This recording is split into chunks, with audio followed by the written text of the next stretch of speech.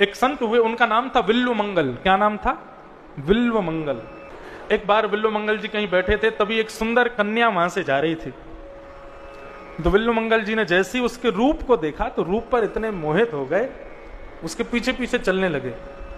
वो कन्या किसी तालाब में जाकर के जल भरने लगी, तो विल्व मंगल जी वहीं बैठ करके उसके मुखमंडल को देखने लगे।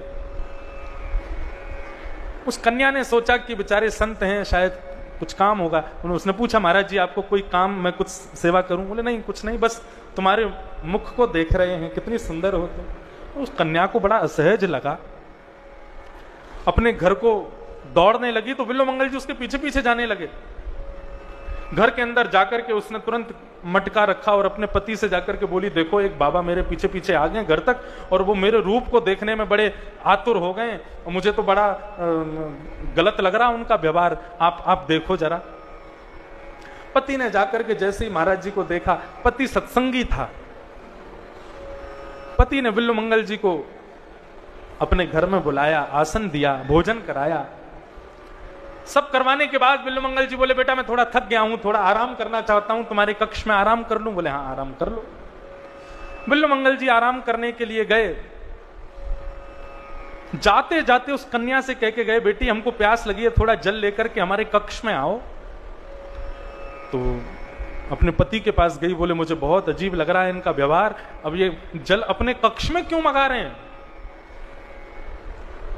पति ने कहा, देखो डरने की बात नहीं है, मैं यही हूं, यदि ये सच्चा साधु होगा तो आज इसकी दृष्टि बदल जाएगी, और यदि इसका केवल भेष साधु का है तो आज ये रावण की तरह मारा जाएगा। रावण भी तो साधु भेष बना के गया था सीता जी का हरण करने। इस बात से यह सिद्ध होता है कि भेष में साधुता नहीं होती, हृदय में साधुता होती। भेष कितना भी साधु का धारण कर ले, लेकिन यदि मन से साधु नहीं है तो वो साधु विशेष नहीं है। उसने अपनी पत्नी को कहा, तुम जल लेकर के जाओ, लेकिन एक काम करो देवी, तुम और सुंदर श्रृंगार करके जाओ। बोले तुम कैसी बात कर रहे हो, पति होकर के ऐसी बात करते हो, मैं श्रृंगार करके उनके सामने जाऊं? बोले हाँ देवी, यदि ये साधु होगा तो आज समझ जाएगा, तुम और सुंदर श्रृंगार करके जाओ। उस युवती ने और सुंदर श्रृंगार किया, सुंदर तो वो थी, और सुंदर श्रृंगार किया तो और सुंदर लगने लगी। जल लेकर के जैसे ही कक्ष में उसने प्रवेश किया, विल्व मंगल जी अपने आसन पर बैठे थे, जैसे ही उन्होंने उस युवती को देखा तो सुंदर तो वो थी, लेकिन श्रृंगार करके आई थी तो और सुंदर लग रही थी। उसके रूप को देख करके विल्व मंगल जी मनी मन विचार करने लगे, हे विल्व मंगल,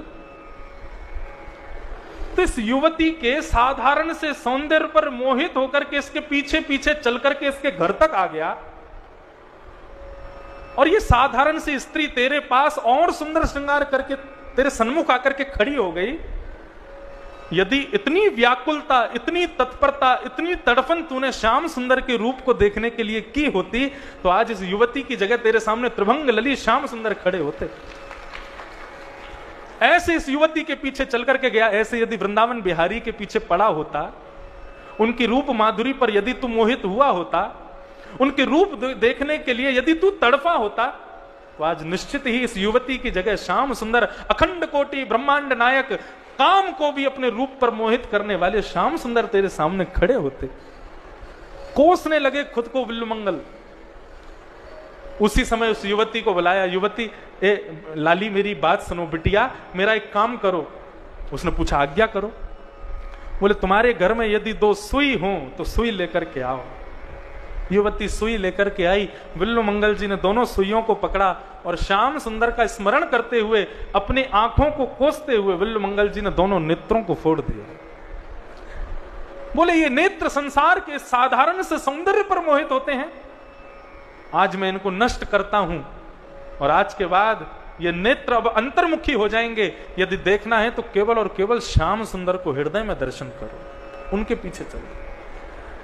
तब से विल्व मंगल जी भगवान के सौंदर्य का वर्णन करने लगे।